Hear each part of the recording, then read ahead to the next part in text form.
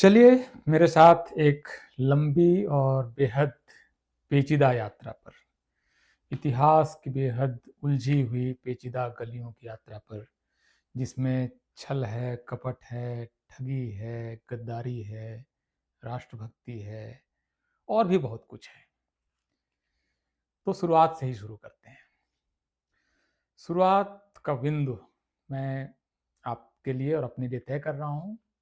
1 जनवरी 1818 सुबह सुबह का समय है। पुणे के पास भीमा नदी और उसके पास कोरेगांव का इलाका, कोरेगांव का क्षेत्र, जहां पर दो सेनाएं आमने सामने हैं। एक तरफ ब्रिटिश फौज, ब्रिटेन की इन्फेंट्री, 500 सैनिक, जिसमें 24 सैनिक ब्रिटिश हैं। बाकी जो सैनिक हैं उसमें तमाम लोग हैं, मराठा हैं, महार हैं, कोली हैं, कुंभी हैं, तमाम तरह की जातियों के लोग उसमें हैं, मुसलमान हैं, तमाम तरह के लोग हैं उस सेना में। दूसरी तरफ 28,000 की पेशवा की फौज है और लाव लश्कर लंबा चौड़ा, ढेर सारे घोड़े, हाथी वगैरह सब कुछ हैं।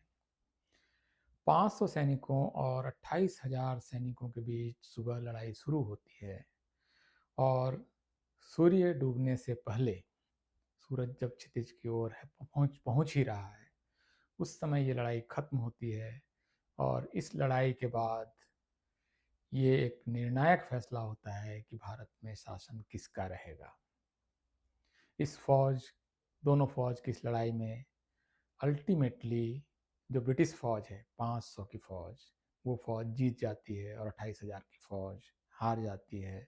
और जो 28,000 तो क्या हार गई, उसमें से 5,000 से ज़्यादा लोग उसमें मारे जाते हैं, बाकी लोग यहाँ वहाँ छितरा जाते हैं। तो ये हुई है लड़ाई, जिसको कि इतिहास की किताबों में भीमा कोरेगांव की लड़ाई के रूप में जाना जाता है।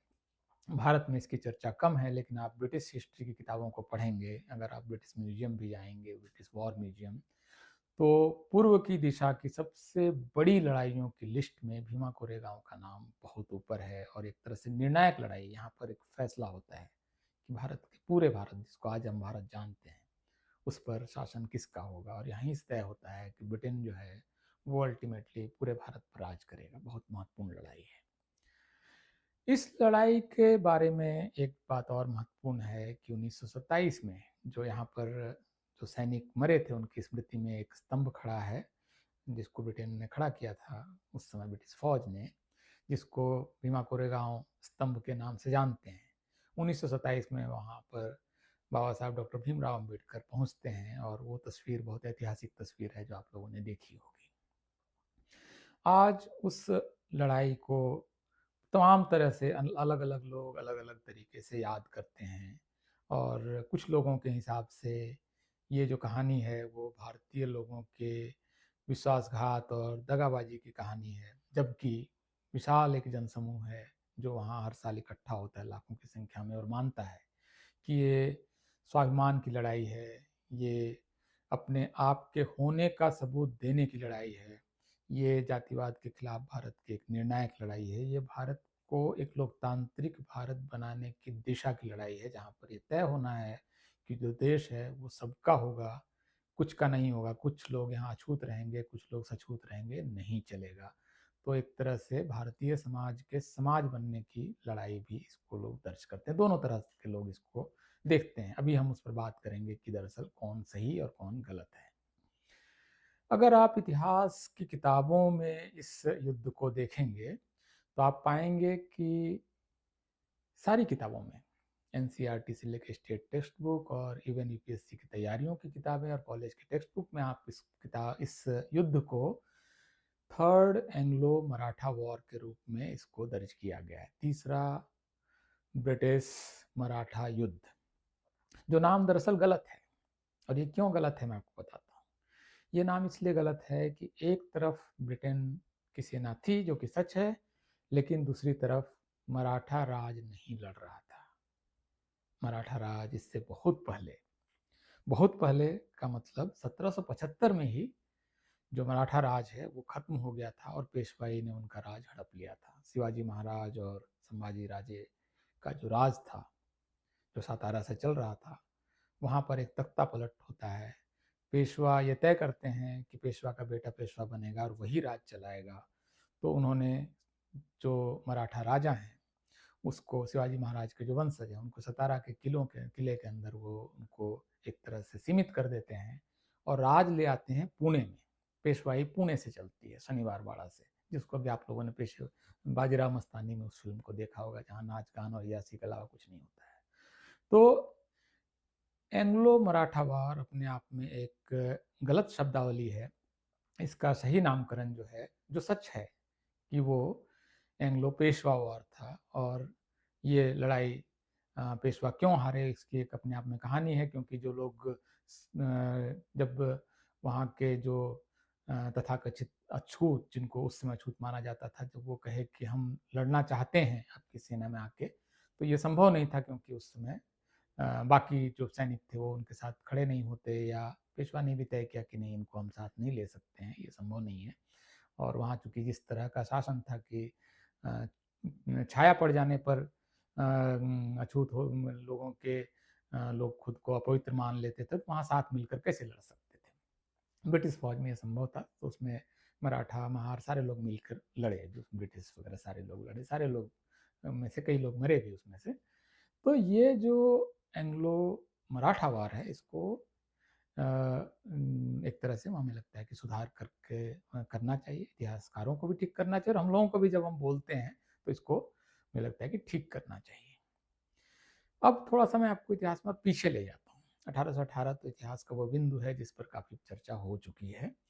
लेकिन पेशवा, क्या पेशवा के विरुद्ध कोई लड़ाई नैतिक हो सकती है, जायज हो सकती है? देखिए, उस समय तक भारत उस इस तरह का कोई नक्शा नहीं था। सब अपने अपने स्वतंत्र राजा थे, उनके अपने झंडे थे, अपनी सेनाएं थी, अपनी राजधानी थी और अपना विधान था, अपना नियम कानून था। तो उस तरह से एक सांस्कृतिक इकाई के रूप में आप कह सकते हैं कि कश्मीर से कन्याकुमारी और गुजरात से लेकर पूर्वोत्तर के छोर तक बहुत कुछ सांस्कृतिक समानताएं रही हैं, मतलब इसमें कोई इनकार नहीं कर सकता है। लेकिन राजनीतिक रूप से भारत उस समय तक एक राष्ट्र का रूप नहीं लिया था। वो राष्ट्र एक तरह से सबसे बड़ा जो एक शेप था वो मौर्य साम्राज्य के समय था, और उसके बाद फिर अकबर के समय था, लेकिन उसमें भी पूर्व दक्षिण वाला हिस्सा नहीं था, जो औरंगजेब ने बाद में भी कोशिश की और नहीं, वो फाइनली पूरे दक्षिण तक वो नहीं पहुंच पाए। तो भारत जैसा एक तरह से राजनीतिक कुछ नहीं था। तो जो सैनिक ब्रिटेन की तरफ से लड़ रहे थे वो भारत के खिलाफ नहीं लड़ रहे थे। इस बात को आप अपने दिमाग में बैठाइए, ये बहुत महत्वपूर्ण बात है। वो पेशवा से लड़ रहे थे। पेशवा से विभिन्न कारणों से लड़ रहे थे। उसमें से कुछ कारण मैंने बताया कि लोगों स्वाभिमान की लड़ाई थी, कि आप अपनी सेना में हमें लड़ने के भी काबिल नहीं मान रहे, तो हम दिखाते हैं हमारा क्या शौर्य है, और आप देखिए, फाइनली दुनिया ने देखा, सिर्फ भारत ने ही नहीं, सारी दुनिया ने देखा। तो पेशवा क्या क्या कर रहे थे? पेशवा का राज अपने आप में बहुत बदनाम राज्य है, राज है। आप जानते हैं कि अगर आपने इवन बाजीराव मस्तानी में उनको अच्छा पेंट करने की कोशिश की गई है, फिर भी किले के अंदर वो नाच गाना, अय्याशी, एक पत्नी के रहते हुए दूसरी पत्नी को लाना, उसको ग्लोरीफाई करना, आपको पूरा एक बहुत ही अपवित्र किस्म का राज वो चला रहे थे। और जाति उत्पीड़न वगैरह तो खैर अपनी जगह है ही है, लेकिन इसके अलावा भी वो बहुत नीतिगत रूप से राज्य नहीं कर रहे थे। इवन उनकी राजनीति ही भी बहुत दोषपूर्ण है। पेशवा अपना राज बचाने के लिए तमाम तरह के समझौते कर रहे थे। ब्रिटेन के साथ उनकी कोई उस तरह की लड़ाई नहीं थी। इनफैक्ट ब्रिटेन को, ब्रिटिश शक्तियों को अपने राजकाज में, अपनी राजधानी के अंदर, अपने इलाके में घुसने देने का काम भी एक तरह से पेशवा ने खुद ही किया है। और ये पीरियड है 1775 का। 1775 में आप पाएंगे कि पेशवा ने एक संधि की ब्रिटेन के साथ, भीमा कोरेगांव से बहुत पहले।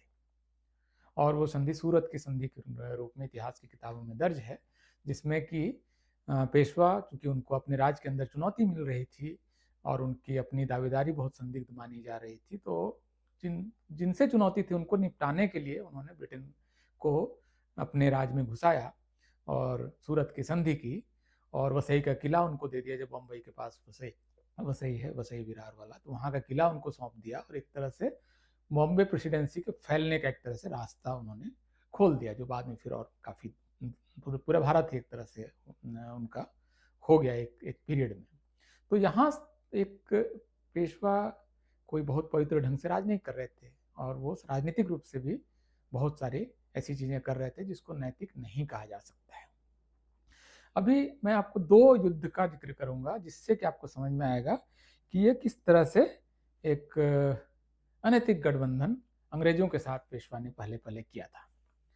मैं आपको 1801 में ले चलता हूँ, क्योंकि शिवाजी महाराज विभिन्न अपने सिपाह सालारों के जरिए राज करते थे, और वो उन्होंने सिपाह सालारों को इलाके सौंप दिए थे। तो इन इलाकों में सबसे बड़ा जो इलाका था वो शिंदे का था, और वो शिंदे ग्वालियर से राज करते थे, और वो राज दिल्ली के पास रोहतक तक, और मुगल एक तरह से जहाँ पर दिल्ली के आसपास चूंकि वो सीमित हो गए थे बाद में चलते चलते, तो वहाँ तक मुगलों के साथ उनकी सीमा सट रही थी रोहतक तक, और लगभग पूरा राजपूताना एक समय इनके प्रभाव में था। इसके अलावा महत्वपूर्ण एक किलेदार या जो सिपा सलार उनके हुआ करते थे वो होलकर थे, जो इंदौर से राज कर रहे थे, बहुत महत्वपूर्ण है। इसके अलावा बड़ौदा गायकवाड़ वहाँ से राज कर रहे थे। नागपुर भोंसले उनका राज चल रहा था। जबलपुर पवार, ये उनके महत्वपूर्ण सिपा सलार थे जिनके अलग अलग राज्य चल रहे थे। जब अंग्रेजों ने अपना प्रभाव विस्तार करना शुरू किया और पेशवा को जब देखा इन सारे सिपा सलारों ने और सारे योद्धाओं ने और सारे राजाओं ने कि पेशवा इनके साथ मिलजुल कर चल रहा है, तो इन्होंने आपस में ये तय किया कि हम चुनौती देते हैं ब्रिटेन को, हम इस तरह से उनको एक एक राज्य में घुसने नहीं देंगे, वरना ये पूरे देश में छा जाएंगे। और करते करते ये हुआ कि 1801 में दो सेनाएं फिर आमने सामने हुई। एक तरफ ये बहुत महत्वपूर्ण युद्ध है, सेकंड एंग्लो मराठा वॉर, जिसमें कि एक तरफ ब्रिटिश, पेशवा और मुगल, ये तीनों एक साथ खड़े हुए। अभी लोग कहते हैं कि सिंधिया ने गद्दारी की, देखिए गद्दारी कौन कर रहा है। और यहाँ जब नानाजी पेशवा 1857 फिर से क्रांति करेंगे तो क्यों साथ दे सिंधिया उनका, इतिहास का बहुत बड़ा सवाल है। अभी जब ग्वालियर, नागपुर और इंदौर, शिंदे, भोंसले और होलकर अंग्रेजों से निपटने की तैयारी कर रहे हैं 1801 में, तब पेशवा ब्रिटेन और मुगलों के साथ मिलकर इनको हराने की कोशिश कर रहे हैं। और फाइनली आप देखिए जब ये इस तरह से ये युद्ध होता है 1801 का, सेकेंड एंग्लो मराठा वॉर, और इसमें जो मराठा सारे राजा थे वो हारते हैं और अंग्रेज और पेशवा की जीत होती है। ये सब इतिहास की पेचीदगियां हैं जिसको समझना पड़ेगा। सीधे सीधे किसी को गद्दार और किसी को राष्ट्रभक्त बताना बहुत सिंपल है, उतना सिंपल इतिहास होता नहीं। इसलिए मैंने कहा था कि बहुत पेचीदा गलियों में आपको ले चलूंगा, एक से एक उलझती हुई पेचीदा गलियां, सांप की तरह। इसके अलावा एक और युद्ध होता है जिसकी ओर मैं आपका ध्यान दिलाने की कोशिश कर रहा हूँ, थर्ड एंग्लो मैसूर वॉर, 1790 से 1792, 2-2.5 साल तक युद्ध चला है। इसमें क्या हो रहा है कि एक तरफ जब पेशवा की ये सारी हरकतें दिख रही हैं, तब टीपू सुल्तान खड़े होते हैं, हैदर अली उनके पिता खड़े होते हैं कि हम अंग्रेजों को नहीं घुसने देंगे, बाकी आपस की लड़ाइयाँ चलती रहेंगी, चलने देते हैं। तमाम तरह के वो समझौते वगैरह करते हैं। दो लड़ाइयों में उनकी ठीक ठाक स्थिति रहती है। तीसरी लड़ाई 1790 में होती है। अब इसमें लाइनअप देखिए कौन किस तरफ खड़ा है। एक तरफ टीपू सुल्तान खड़े हैं और उनके साथ फ्रांस खड़ा है, जिसका बहुत छोटी ताकत है, लेकिन फिर भी उनके वो तोप खाना वगैरह फ्रांस उनके साथ खड़ा है। दूसरे तरफ कौन खड़ा है? ब्रिटेन के साथ पेशवा, निजाम, सिख और ट्रेवनकोर स्टेट, केरल। ब्रिटेन के साथ पेशवा ने तीसरी संधि की। अपने देश के, अगर देश मान लें उसको, तो अपने देश के एक राजा के खिलाफ पेशवा तीसरी बार संधि करते हैं कि हराना है हमको टिप्पू सुल्तान को, टिप्पू सुल्तान के राज में हमको थोड़ा सा हिस्सा चाहिए, कुछ इलाका हमको मिल जाएगा। और फाइनली ये होता है। थर्ड एंग्लो मैसूर वॉर में टीपू सुल्तान हारते हैं। मैसूर राज्य का एक हिस्सा निजाम हड़प लेते हैं और एक हिस्सा मराठा लोगों के हाथ में आता है और ब्रिटेन बड़ा हिस्सा ले लेता है। ब्रिटेन तो ताक में था कि आपस में लड़ें, तो बाकी तो हम अपना अपना रास्ता वो बना ही लेंगे। तो ये इस तरह से अगर आप देखें तो पेशवा जिन हरकतों में थे और जिन हरकतों को वो कर रहे थे सामाजिक रूप से और राजनीतिक रूप से, और उसके अलावा अनैतिक कार्यों में लिप्त थे, उसके खिलाफ लड़ी हुई कोई भी लड़ाई भारत के खिलाफ लड़ाई नहीं है। वो एंटी इंडियन कोई वॉर नहीं है, और इसलिए उस लड़ाई में जो ब्रिटेन के साथ थे वो योद्धा थे और सारे लोग ब्रिटेन की फौज में थे। तो इसलिए अगर कोई किसी जाति को उसका श्रेय भी नहीं लेना चाहिए, कोई ये श्रेय भी ले तो गलत है कि ब्रिटेन की फौज में सिर्फ महार थे। उस फौज में बहुत बड़ी संख्या में मराठा भी थे और ब्रिटिश तो थे ही थे। तो और तमाम जातियों के लोग थे, क्योंकि अंग्रेजों ने उस समय तक जाति आधारित सेना बनाना शुरू नहीं किया था। ये बहुत बाद की कहानी है। उस समय तक उस तरह के रेजिमेंट्स नहीं थे जो आज सिख जाट वगैरह रेजिमेंट्स हैं। ये सब उन्होंने बहुत बाद में मेरे ख्याल से ये बल्कि उस कहानी के बारे में मैं आपको थोड़ा सा बता ही देता हूँ कि किस तरह से मार्शल रेस थ्योरी आती है और क्या क्या होता है। देखिए, ब्रिटेन का ने पहली बार पैर जमाया है बंगाल से। कलकत्ता में वो अपना क्षेत्र बनाते हैं, फैक्ट्री बनाते हैं, फैक्ट्री जिसको बोलते हैं गोदाम एक तरह से होता है सामान वगैरह का। और वहाँ पर जहाज आके टिकते हैं, वहाँ पर वो जम जाते हैं और उसके बाद पलासी की लड़ाई होती है, बक्सर की लड़ाई होती है। फैलते फैलते वो अवध होते हुए लगभग वो उनकी सीमा सटने लगती है दिल्ली के आसपास तक। इसको लेकिन वो बंगाल प्रेसिडेंसी कहते हैं। बेशक वो उसमें बड़ा हिस्सा जो है वो बिहार यूपी का है, लेकिन वो बंगाल प्रेसिडेंसी कहते हैं। और अंग्रेजों की सेना में शुरुआती जो लोग आते हैं वो इसी इलाके से आते हैं, बंगाल नेटिव इन्फेंट्री। और इसमें सबसे बड़ी संख्या, इसके बारे में आप अगर भारतीय सेना का इतिहास का अगर आप देखेंगे तो बड़ी संख्या वहाँ पर आती है, इसी यूपी और बिहार से आती है। इसमें शाहबाद और ये जो इलाका है आपका भोजपुर वाला, वहाँ से काफ़ी बड़ी संख्या में सैनिक आते हैं। और बलिया गोरखपुर से लेकर वो जो पूर्वांचल है वहाँ से, अवध से काफ़ी सैनिक आते हैं। इसीलिए आप देखेंगे कि मंगल पांडे जो हैं वो बंगाल नेटिव इन्फेंट्री में है। और अगर उनको ये शक नहीं होता कि इस कारतूस में गाय की चर्बी है, तो उनकी जो बंदूक है वो भारतीय लोगों पर ही चल रही होती। तो 1857 एक तरह से भारतीय फौज के इतिहास का एक प्रस्थान बिंदु है, क्योंकि जो ब्रिटिश इंडियन आर्मी है उसमें लगभग 70% के आसपास फौज जो है वो इसी इलाके से आती है, और उसमें सबसे बड़ी संख्या जो है ब्राह्मणों की है। और इसके अलावा फिर राजपूतों की बड़ी संख्या है, जिसको ठाकुर वगैरह के नाम से जानते हैं अलग अलग जगहों पे। ये सेना जो है, ये जो 1857 का विद्रोह है, क्रांति है, स्वतंत्रता की पहली लड़ाई है, जिस भी आप नाम से जानना चाहें, बोलना चाहें, इसमें जब ये सेना लड़ती है अंग्रेजों के खिलाफ, कई जगह विद्रोह होता है, मेरठ से लेकर बैरकपुर तक ये पूरा क्षेत्र है जो 1857 का। और इधर दक्षिण में आपको झांसी से होते हुए ग्वालियर और नीचे तक, ये इस इलाके में जब लड़ाई होती है तो देश के कुछ इलाके इस लड़ाई में शामिल नहीं होते हैं, बल्कि वो अंग्रेजों की फौज में उससे बड़ी संख्या में शामिल होते हैं। और वो इलाका है आज का जो दिल्ली के बाद का, उस समय पंजाब माना जाता के अंदर आता था। दिल्ली भी उस समय पंजाब का एक जिला था। तो दिल्ली से लेकर हरियाणा, पंजाब, हरियाणा का थोड़ा, राजस्थान का थोड़ा सा इलाका, और उधर फिर लाहौर पेशावर से होते हुए नॉर्थ वेस्ट फ्रंटियर तक, इस इलाके से अंग्रेजों ने फिर बड़ी संख्या में फौज लाना शुरू किया। और यहाँ तक स्थिति हो गई कि 1943 आते आते जो ये ग्रेटर पंजाब है, नॉर्थ वेस्ट फ्रंटियर वगैरह मिलाकर, यहाँ के फौजियों की संख्या 58% हो गई। भारत की जो ब्रिटिश इंडियन आर्मी है उसमें, यहीं पर वो ये इलाका जो है वो सेना प्रोवाइड करने लगा, क्योंकि ये जो इलाका था 1857 में नहीं लड़ रहा था।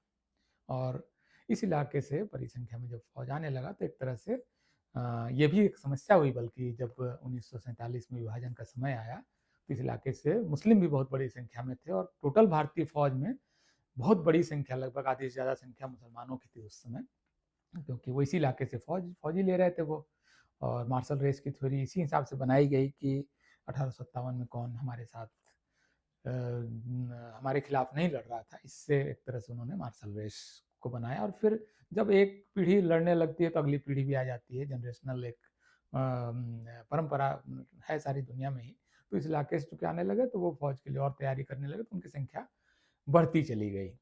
ये एक बड़ी समस्या थी जिसका अब धीरे-धीरे समाधान उसका हो रहा है। मुझे लगता है कि आने वाले 10-15 साल में जो जाति या इलाका आधारित सेना है, वो भारत में रेजिमेंट्स वगैरह है, वो धीरे-धीरे विलीन हो भी रही है और एक इन्फेंट्री के अलावा अब कहीं पर वो है भी नहीं। ज़्यादातर फ़ौज के अंगों में वो जाति या इलाका आधारित विभाजन नहीं है।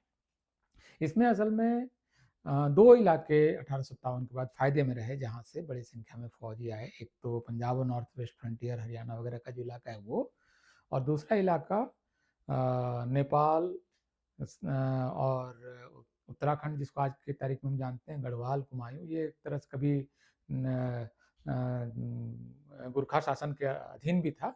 तो इस इलाके से करीब 20% फ़ौज आए और पंजाब और उस नॉर्थ वेस्ट फ्रंटियर से 50% से ज़्यादा फ़ौज आई। कुछ इलाकों से फ़ौज लेना बंद कर दिया उन्होंने, जैसे यूपी, बिहार वगैरह से खास करके बहुत कम फ़ौजी लिए गए और उसके बगैर ही उन्होंने चलाया। उसमें मार्शल रेस की थ्योरी आई जो दुनिया में आज की तारीख में पूरी तरह से खारिज हो चुकी है, भारत में भी खारिज हो चुकी है, सेना उसको खारिज कर चुकी है।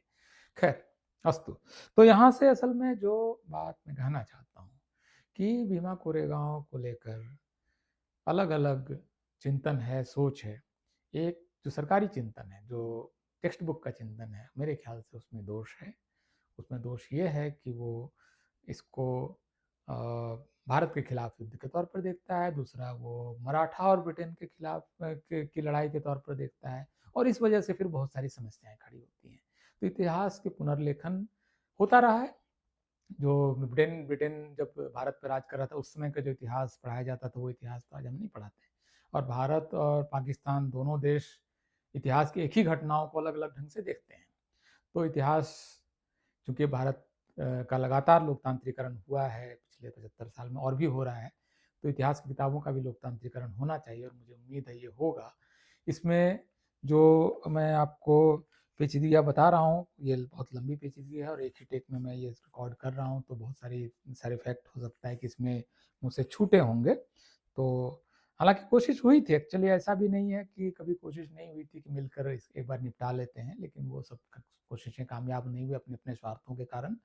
और इसमें एक और आखिरी चीज़ कि सिंधिया को मेरे ख्याल से कोई इस बात के लिए दोषी न ठहराए कि वो युद्ध में क्यों नहीं शामिल हुए, क्योंकि जब सिंधिया लड़ रहे थे तो पेशवा नहीं शामिल हुए थे, तो पेशवा के नेतृत्व में जो लड़ाई चल रही थी उसमें सिंधिया कैसे शामिल होते हैं। इस बात को बहुत बारीकी से समझिए। जब 1801 में ब्रिटेन को भगाने के लिए सिंधिया लड़ रहे थे, उस समय पेशवा ब्रिटेन के साथ थे। तो पेशवा जो बिठूर में आए और नानाजी पेशवा के नेतृत्व में एक लड़ाई ब्रिटेन के खिलाफ हो रही थी। तो ये एक तरह से जैसे को तैसा जैसा ही आप इसको देख सकते हैं। मुझे नहीं लगता है कि सिंधिया को किसी भी हालत में कोई अंग्रेजों के मित्र सिंधिया, अंग्रेजों के मित्र तो उससे ज़्यादा पुराने मित्र तो पेशवा हैं। पेशवा ने तो बार-बार भारतीय राजाओं के खिलाफ लड़ाई में अंग्रेजों का साथ दिया है। टीपू सुल्तान के खिलाफ हो, सिंधिया के खिलाफ हो, होलकर के खिलाफ हो, गायकवाड़ के खिलाफ, सबके खिलाफ तो पेशवा लड़ रहे हैं। अपने राज में उन्होंने उनको इतना बड़ा बना दिया है। तो इतिहास को मुझे लगता है कि पुनर्लेखन होना चाहिए, होता भी है, लगातार हो रहा है। जिसकी सरकार आती है वो थोड़ा-थोड़ा पुनर्लेखन कर लेता है, तो इसको ढंग से मुझे लगता है कि किया जाना चाहिए और एक सुसंगत, वस्तुपरक, ऑब्जेक्टिव तरीके से इतिहास लिखा जाना चाहिए। बहुत-बहुत शुक्रिया, धन्यवाद।